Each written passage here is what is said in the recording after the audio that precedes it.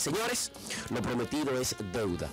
Hoy con nosotros dos invitados especialísimos que van a hablar y van a hacer lo que por lo general hacemos en este programa, que es educar. La bienvenida al doctor Amel García y a la doctora Mariana Santos. ¿Cómo están, jóvenes? Hola, hola, buenas tardes. Hola, todo por aquí bien. Buenas tardes. Buenas tardes. Gracias por la invitación. No, gracias a ustedes por aceptar esta petición que hicimos y esta solicitud, que hace 3 semanas no se pudo cristalizar por el hecho de la prisa en cuanto a muchas cosas, y sin embargo, sí lo pudimos hacer para esta semana. Hace un tiempo, hace ya varias semanas, murió una jovencita en Higüey. Jovencita que ni siquiera tenemos que mencionar el nombre. Jovencita que lamentablemente perdió la vida ante varias situaciones y las vamos a ir desglosando acorde entremos en materia, pero justamente hoy queremos que nuestros invitados conversen con nosotros sobre un tema neurálgico de la República Dominicana.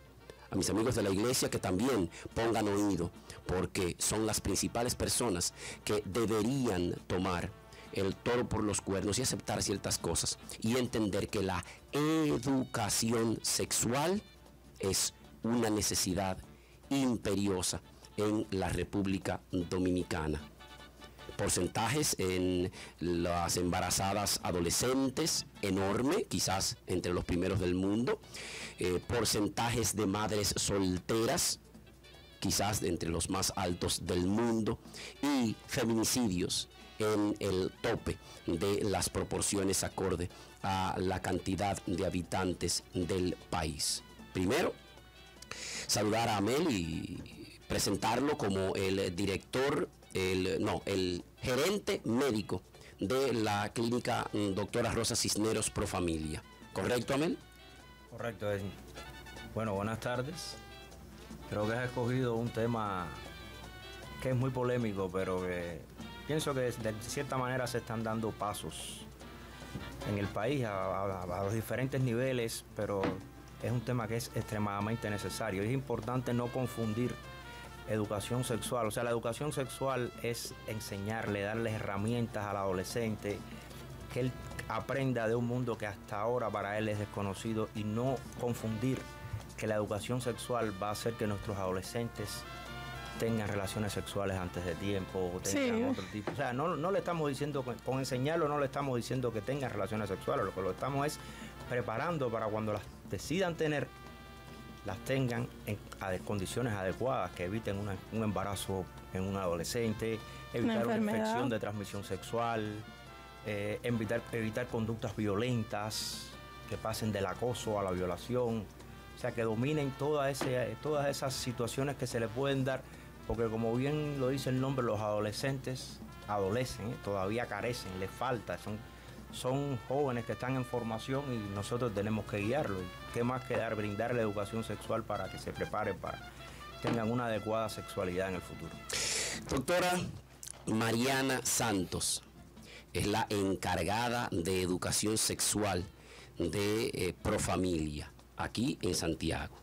Y Mariana, aprovechar para preguntarle, ya Amel nos dio un adelanto de lo que es, pero ¿qué es la educación sexual? Porque mucha gente, desde que escucha educación sexual, está pensando en, me van a enseñar cómo tener relaciones sexuales. Se alteran en realidad en ese sentido, porque son personas no muy conocedoras de los temas. Por el mismo problema de que no lo han educado sexualmente. ¿Qué sería entonces, doctora, la educación sexual? A nivel general. Buenas tardes. La sexualidad es inherente al ser humano. Es decir, todos somos seres sexuados, desde que nacemos hasta que morimos. Por tal razón, desde que nace el niño o la niña, es una persona sexual. Perdón, permiso, no se escucha. Tiene que acercarle un poquito. Sí, acercarse un poquito al micrófono. Ahí. Arriba, aquí, que esto aquí. Ahí. Ok. Se escucha ahora. Sí. Bueno, decíamos que la sexualidad es inherente al ser humano. lo que sucede, como dicen las chicas, es que realmente no hay educación sexual. Porque la sexualidad no es solo como las personas piensan, sobre todo en nuestro país, que por eso es el mito, el tabú, el desconocimiento, que es una relación coital. A eso llaman educación sexual, a eso llaman sexualidad. Eso no es sexualidad. Espere, Mariana, porque usted me lo está poniendo en manzana y yo no me lo sé en manzana, yo me lo sé con peras. En peras. Vámonos por partes. Primero, el que la sexualidad es inherente al ser humano. ¿Usted podría ponerme eso en plátano? Exacto. Mire, la sexualidad es inherente al ser humano. ¿Por qué razón? Porque somos seres sexuados. La sexualidad, la definición de sexualidad es muy amplia, porque la sexualidad tiene que ver con los sentimientos, con las emociones, con los valores, con la cultura, lo que es una actividad sexual, lo que es la definición de sexualidad para nosotros en República Dominicana, probablemente no lo sea para el Medio Oriente o para Asia o para otros continentes. Entonces, por eso la sexualidad es muy amplia, su definición es todo lo que tiene que ver con el ser humano en su parte sexual, en su conducta sexual, en sus creencias sexuales, incluyendo las creencias espirituales. De ahí tú ves que, por ejemplo, las personas que pertenecen a determinadas religiones dicen que quieren llegar virgen al matrimonio. Es una creencia espiritual que hay que respetar. Claro. Y es propia de algunos países, de otros. Hay otros que no toman en cuenta. Es decir, sexualidad es amplio, es todo un proceso, un conjunto de creencias, de valores, de información, de conducta. No es solamente, como pensamos, tener una relación coital, eso es una parte. Es decir, la transmisión de información en educación sexual es muy variada y debe iniciarse en el hogar, porque desde que el niño nace o la niña empieza a tener curiosidades por sus partes íntimas y debemos ir a su edad dando información de educación sexual. Es decir, no vamos a dar educación sexual a los 14, a los 15, que ya el niño sí tiene ya sus hormonas poco desarrolladas y ya tiene otras manifestaciones sexuales, sino de que el niño nace y pregunta por qué mami tiene una parte íntima diferente a la de papi. Ya desde que usted empieza a dar esa información, usted está dando información de educación sexual. Usted me está como el cuento. Venía bajando muy bien por el ombligo y me dio un brinquito. Espere. Porque ya se fue a una parte donde posteriormente vamos a hablar del inicio. ¿Cuál es el momento más adecuado para hablar de sexualidad? Repito, porque ya estoy aprendiendo. No vamos a hablar con nuestros niños de sexo. Vamos a hablar con nuestros niños de sexualidad. ¿Cuál es el momento más adecuado para iniciar esa conversación de sexualidad con mi hijo o mi hija? El momento más adecuado es inmediatamente el niño o la niña empieza a preguntar sobre sus genitales específicamente. ¿Y qué es eso, mami? ¿Y qué es eso? ¿Y papi tiene? ¿Y qué tiene papi? ¿Y qué tiene? ¿Y por qué papi tiene una parte y tú tienes otra? Ya ahí hay que empezar a dar información correcta y científica. No que inventar, no, correcto. Bueno, a veces es difícil, porque a veces tampoco la madre y el padre le dieron ningún tipo de información y a la hora de que ese niño, esa niña pregunta, entonces ellos lo que se sienten es avergonzados, asustados, intimidados y responden de una manera en la mayoría de las veces muy inadecuada. Muchacho, eso no se pregunta, eso no se toca, eso no se le pone la mano, eso no se hace. Exacto. Y muchas veces no solo muchachos, sino con un pecozón, con... Sí. Mira, muchacho, ¿quién te habló a ti de eso? ¿Quién te dijo eso? Entonces, por esa razón, nosotros, Pro Familia, fue la institución pionera en la República Dominicana de hablar de educación sexual. Y estamos remontándonos a los años 80. Oigan bien, a los años 80. Ya en los años 80, Pro Familia estaba dando información de educación sexual integral en las escuelas, en los liceos, en las comunidades, en los colegios, en las juntas de vecinos, en los años 80.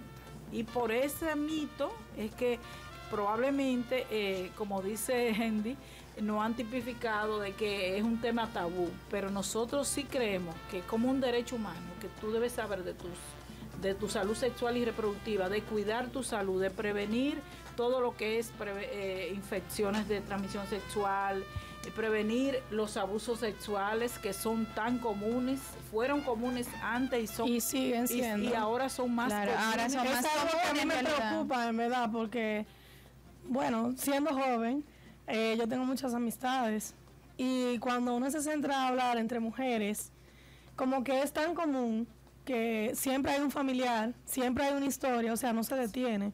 ¿No? Yo, mientras más personas conozco, hablando de mujer en específico, porque quizá hay hombres que no lo comentan por vergüenza o temor a ser juzgado, porque también he conocido personas así, es algo que no debería de ser común, pero es muy común, y en este país sobre todo. También yo tengo un hijo, fui madre joven, y hay cosas en el momento que me asustan, porque a veces no sé cómo explicarle o de qué manera hacerlo donde yo no me equivoque, porque ya él tiene 7 años, pero ya él me hace preguntas que fuera para mí son difíciles, aunque suenen que no, porque hay cosas que no las sé cómo interpretar bien. Y él, por ejemplo, me hace la pregunta de que, mami, ¿cómo se hacen los bebés? Porque yo he visto que no es la cigüeña que lo trae, y mis amiguitos me dicen que no es la cigüeña que lo trae. Entonces, ¿por qué está en tu barriga? ¿Por qué crecen en la barriga de las mujeres y no la de los hombres?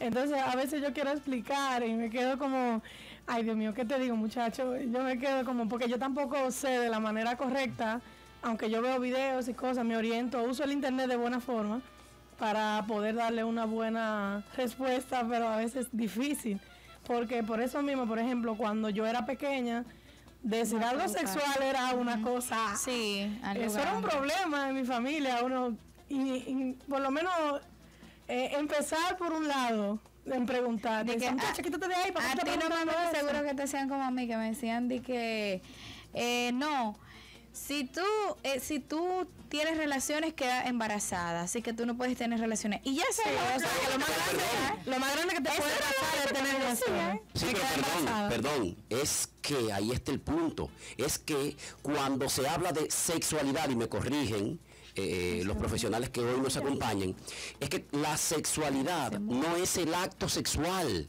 en sí propiamente, ¿no? Bueno, claro que sí, el acto sexual sería ya una actividad dentro de la sexualidad. Exacto. Pero es que es de todo eso que tenemos que hablar con nuestros hijos, y por eso decía, ¿y cuál es el momento adecuado? Pero ahí viene la segunda pregunta, y Heidi tocó justamente el tema. ¿Y cuál es el lenguaje? ¿Cómo lo debo abordar? Claro. ¿Cómo puedo yo explicarle? Sí, mira, es difícil porque a uno lo cogen desprevenido generalmente los niños y las niñas de este momento, porque a veces ellos lo ven en algún muñequito o algo. Es internet. O algunas veces lo ven en el internet y se le escapan a los padres, o a veces otro niño que ha visto, que ha oído, le dice.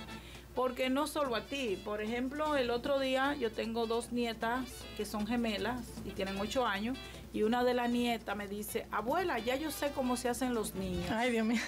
Digo yo, ok, ¿y cómo es?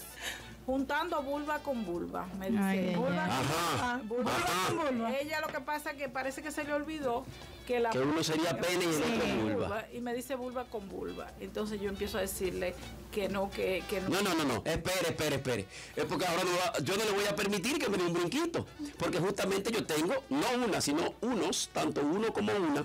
Y sé que ese momento va a llegar, porque inclusive, Amel, te tengo una preguntita por ahí, un poquito bodona, pero para que te vayas preparando, el hecho de bañarnos con nuestros hijos, permitir que ellos vean nuestras partes, y de ahí orientar, sería un problema, sería un tabú, o supongamos que no es que le mostramos, supongamos que por casualidad se dio que en la casa vio algo y preguntó, pero ahorita tranquilo, Amel, que eso es para ti ahorita. Pero no es cierto, estamos de vuelta con todos ustedes, hoy con el doctor Amel García, gerente médico de Profamilia, la clínica doctora Cisneros de Santiago, y la doctora Mariana Santos. Mariana. Y ella me dijo, si no te acuerdas del nombre, tú me dices así, porque le he dicho María, Marina, todos los nombres habidos y por haber. Hoy conversando con ellos acerca de educación sexual. y dentro de la educación sexual, de la educación en sexualidad, que ya abordamos en un primer momento y que debemos continuar en porque ahora yo quiero que hablemos acerca de la salud sexual. Y yo tengo una idea, pero tras bastidores conversamos un poco y quisiera que Amel me saque de la duda. Amel, ¿qué es la salud sexual? ¿Es no tener una enfermedad venérea? ¿No es eso? La salud sexual es un concepto mucho más amplio que no tener una enfermedad venérea, que tener unos genitales sanos. O sea, la salud sexual, incluso la Organización Mundial de la Salud la logra definir, y te lo voy a citar textualmente para que... Es un estado de completo bienestar físico, mental y social en los aspectos relativos a la sexualidad y la reproducción. O sea que las personas deben gozar no solo de salud genital, sino deben tener salud mental. O sea que un hombre que lo está chapeando no es saludable sexualmente. Yo tengo un ejemplo de eso. No, o peor, perdón, o peor. Y disculpen el término, pero no son otra cosa. No. O es un desgraciado que le está metiendo esas ideas en la cabeza. Exacto. Es un maldito desgraciado. Adulto, generalmente o mayor. No importa que sea el que puede ser un adolescente, el que ya tiene conciencia de ciertas cosas y abusa, porque ese es el peor abuso, de una niña o un niño de esa manera, es un maldito desgraciado.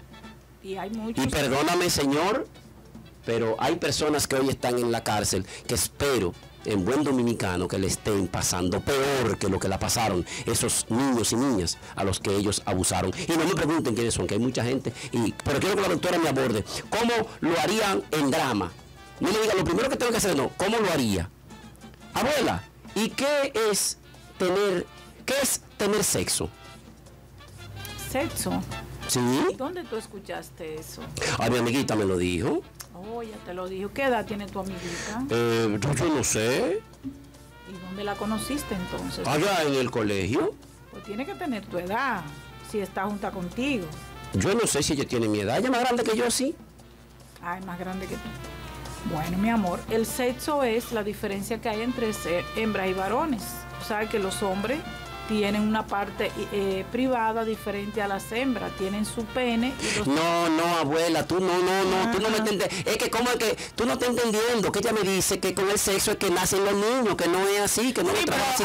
Hay que ser crudo también, porque no siempre es de esa forma. No, el niño no es crudo, el niño trata de buscar la respuesta sin decirte palabras que tú le puedas dar por la boca. No, porque por ejemplo, mi hijo no, o sea, yo tengo mucha confianza con mi hijo y he trabajado en eso porque yo pasé por cosas que yo no quiero que él pase. Y por ejemplo, hay cosas que otros niños no lo dicen de la mejor forma, claro, y así mismo te lo repite tu hijo. Entonces no siempre va a ser que te va a decir que es sexo, que esto, no, ellos te van a ir directo al grano, mami, que esto y esto y esto. Entonces, no, pero te voy a poner un ejemplo. Pero por ejemplo, cuando te pregunten, voy a hacerlo crudo, así somos adultos y los que tengan escuchando espero que lo sean también.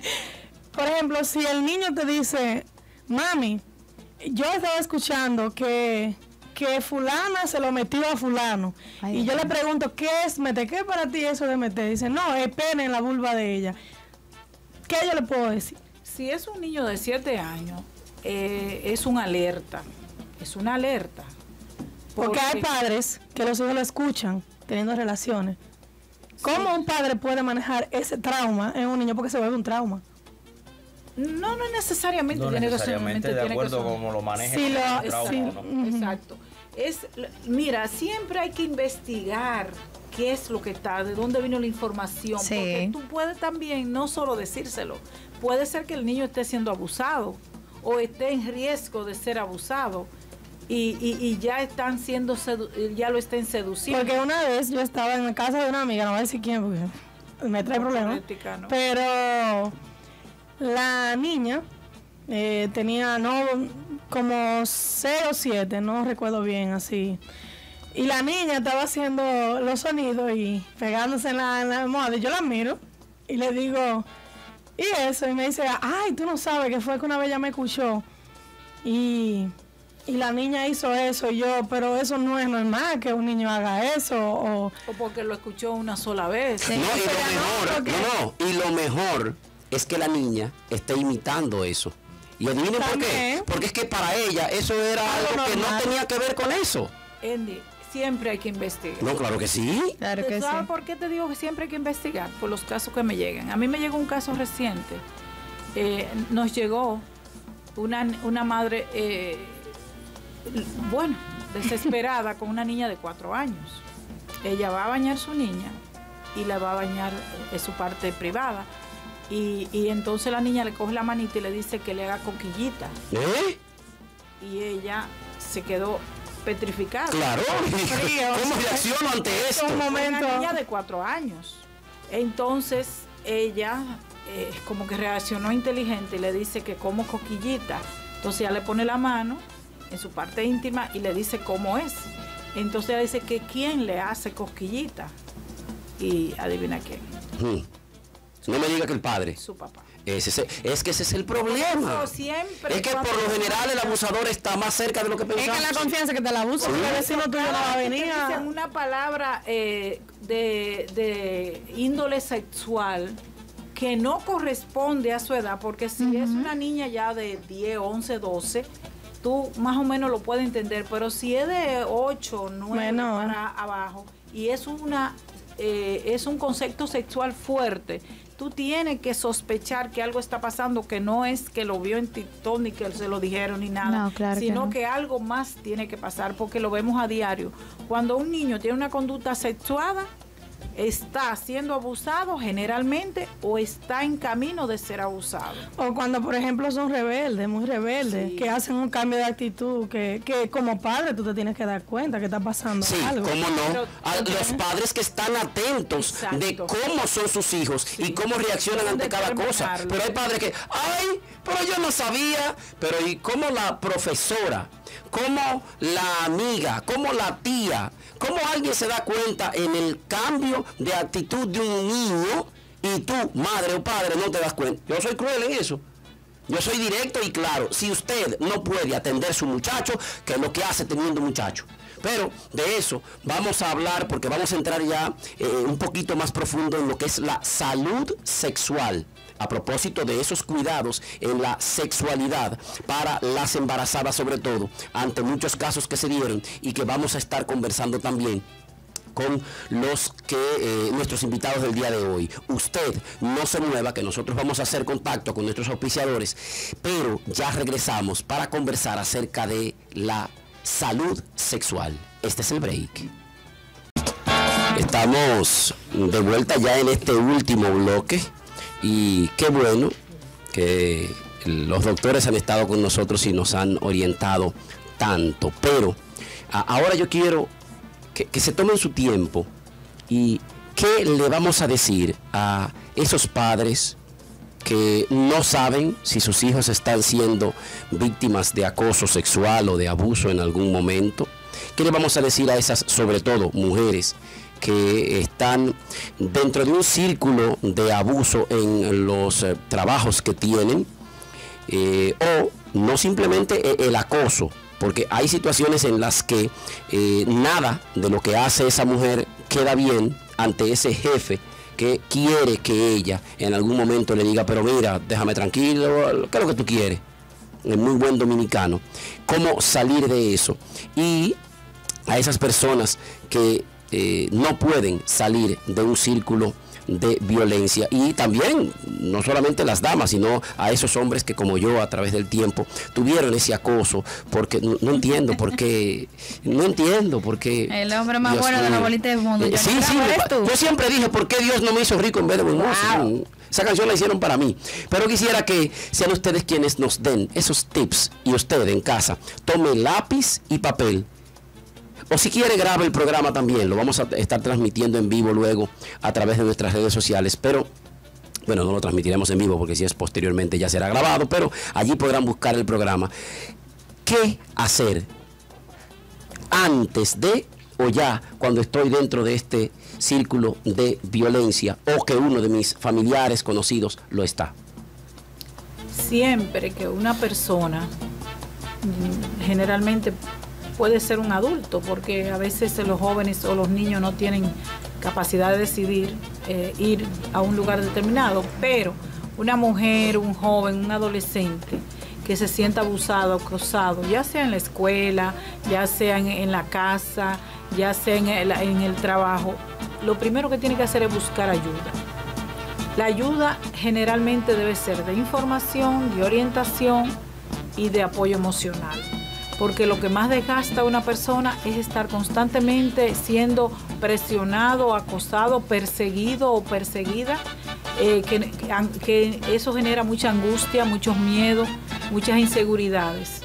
Debe buscar ayuda. Para eso nosotros, Profamilia, la Clínica Rosa Cisneros, tiene un departamento de orientación, de educación y de psicología, con terapeuta calificada, sobre todo en la parte de la violencia. Me dicen aquí que repita el número.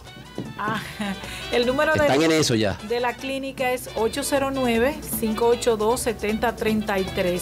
809-582-7033, extensiones 4200 y 4215.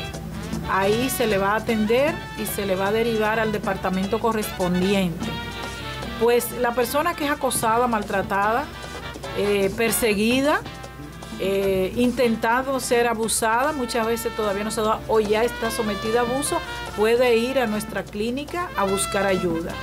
En el caso de que no cuente muchas veces con la parte económica, de todas maneras puedes ir, porque nosotros tenemos un programa para las personas de pobreza crítica.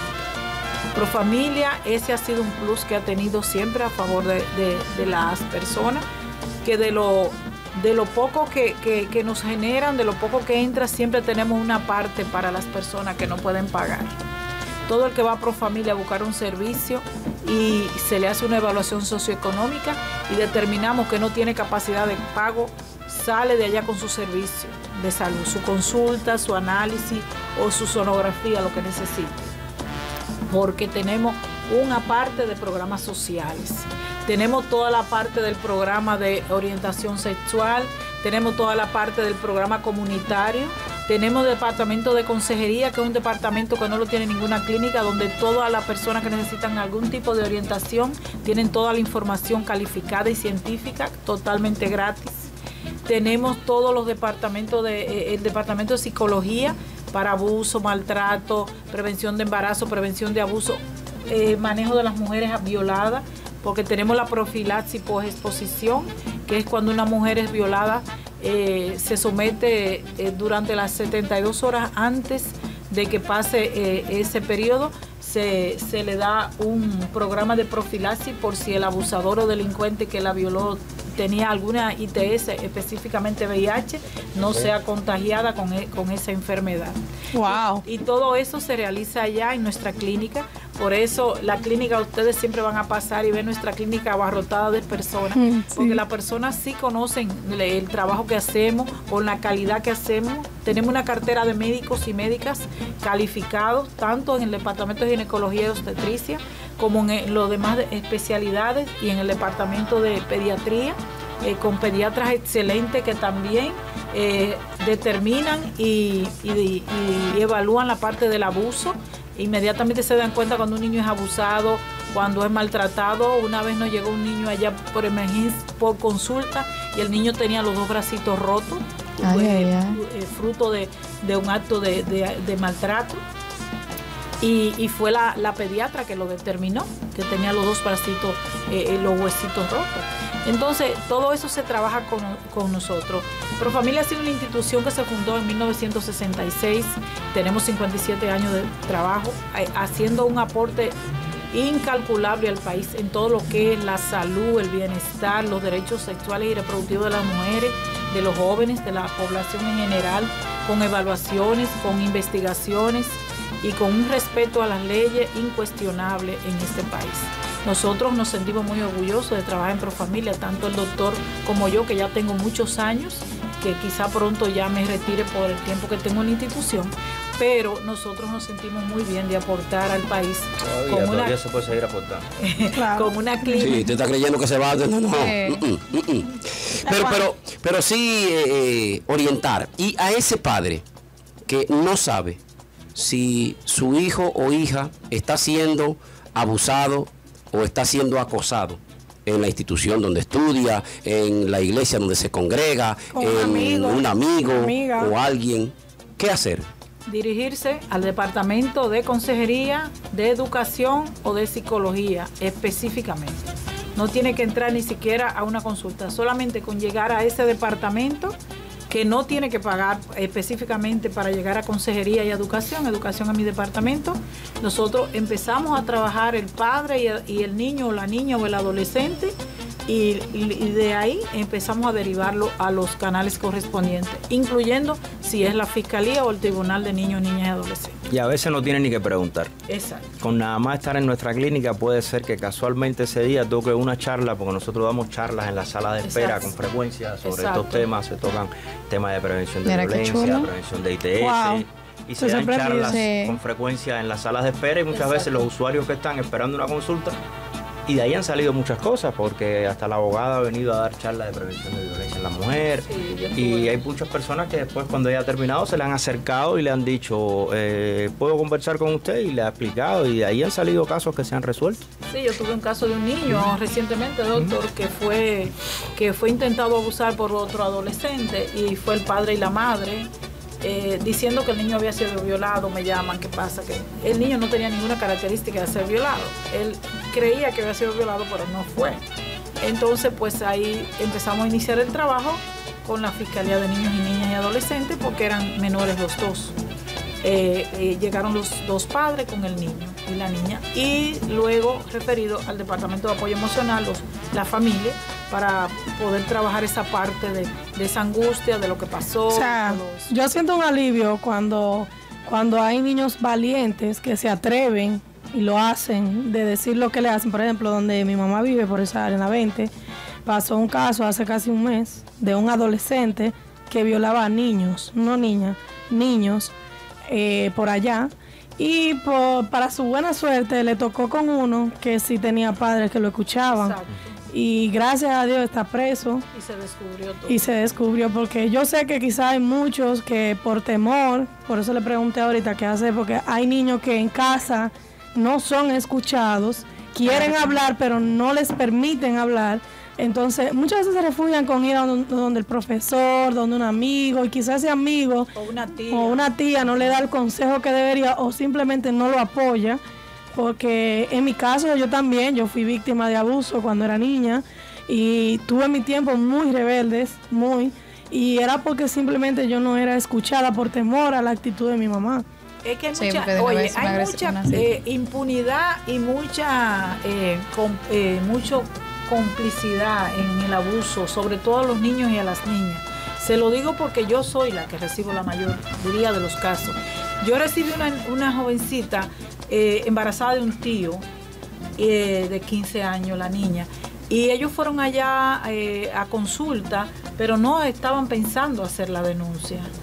Y hoy estábamos hablando de que ya la niña estaba embarazada, inclusive con un ligero retardo. Entonces, la gente, como las personas, están siendo cómplices y ocultan. Los mismos familiares ocultan al abusador por simplemente ser familia. Y apoyan al abusador. Y si ustedes quieren, como periodistas y comunicadores, porque generalmente yo como trabajo violencia lo hago siempre, cuando ustedes ven un caso de abuso en los tribunales, chequen cuántas personas están del lado del abusador y cuántas personas están del lado de la víctima. Para que ustedes vean si es que es difícil. Aquí hay una complicidad general con los abusadores. Lo hay, desde lo más rico hasta lo más pobre. Y lo quieren ocultar, lo quieren...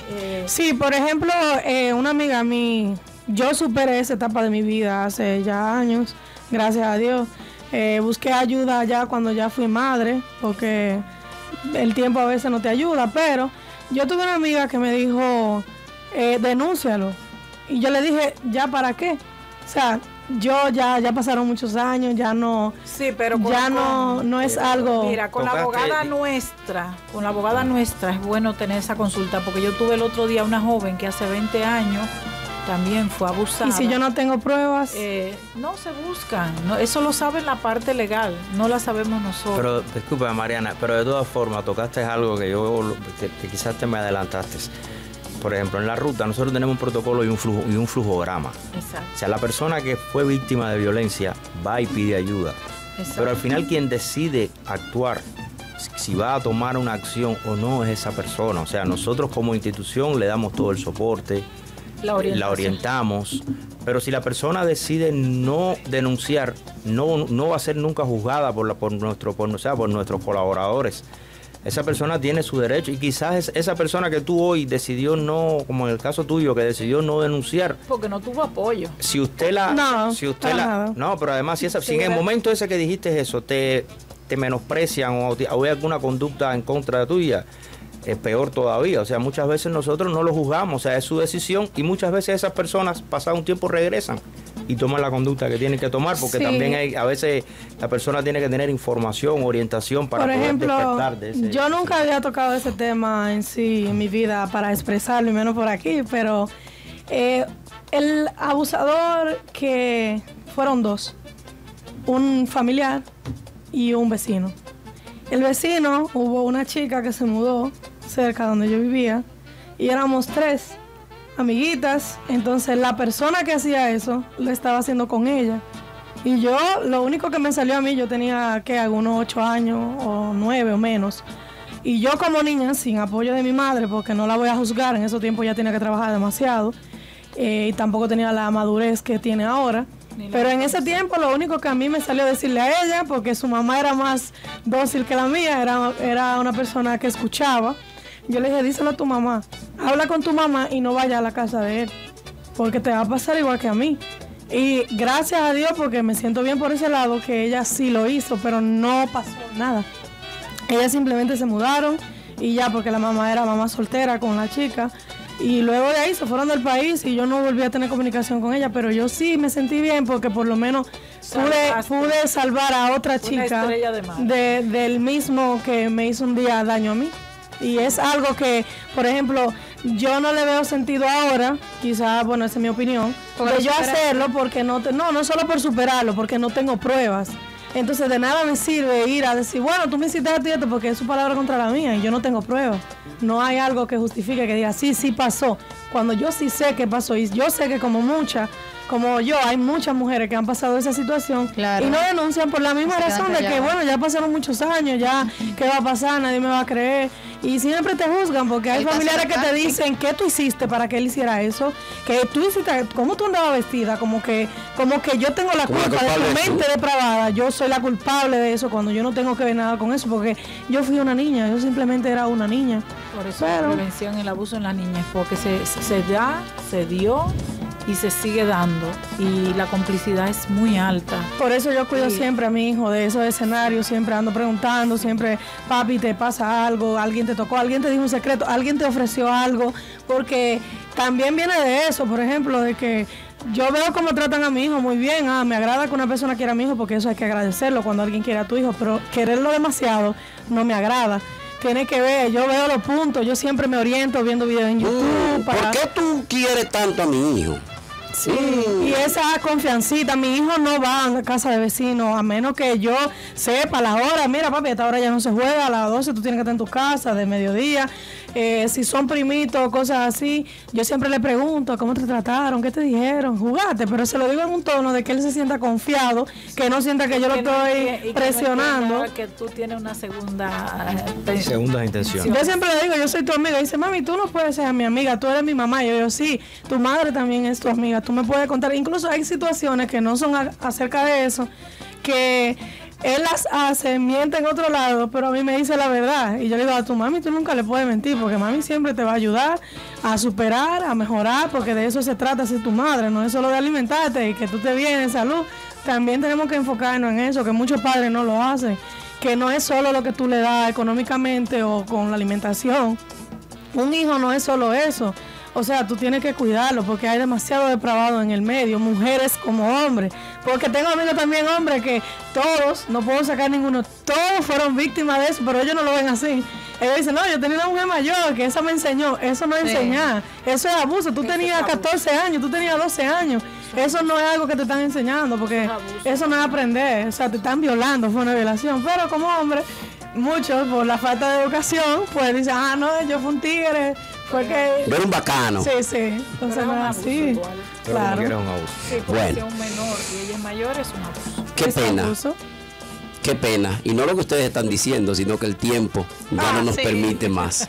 Sí. Y eso, que no nos íbamos a tomar todo el programa con los doctores. Y hoy me dice Amel que tiene de aquí inclusive que irse a trabajar. Agradecerles a ustedes el hecho de que tomaran su tiempo para compartirlo con nosotros y orientar tanto en un tema tan necesario para la población. Gracias, Amel.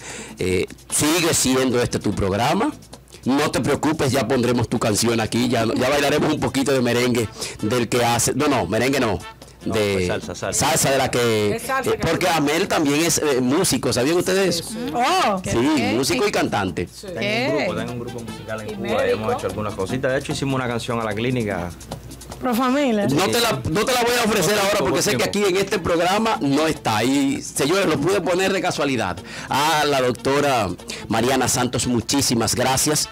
Claro que se repetirá, incluso ahorita cuando tratamos el tema de los embarazos en adolescentes, bajamos un poquito la guardia porque sabía que el tiempo no nos iba a dar y es un tema muy extenso. Ya nos tomaremos el tiempo, doctora, para conversar sobre él y ver cómo nosotros podemos mitigar esta situación y sobre todo educar a los padres para que sus hijos no pasen por situaciones como esta, porque como siempre he dicho, no basta ser bueno, debemos ser también buenos educadores. A ustedes en casa, las gracias. Este fue un break especial en el que hablamos de salud sexual. Nos veremos la semana próxima. Adiós. Ay, Andy, espérate, déjame dar un saludo a mis amigas que no le dije hoy. Un saludito para Erika, mi compañera de trabajo, que la quiero muchísimo. Para Cookie, para mi mamá, para mi hermano, mi papá, para todos. Bye. Gracias, señores. Abur.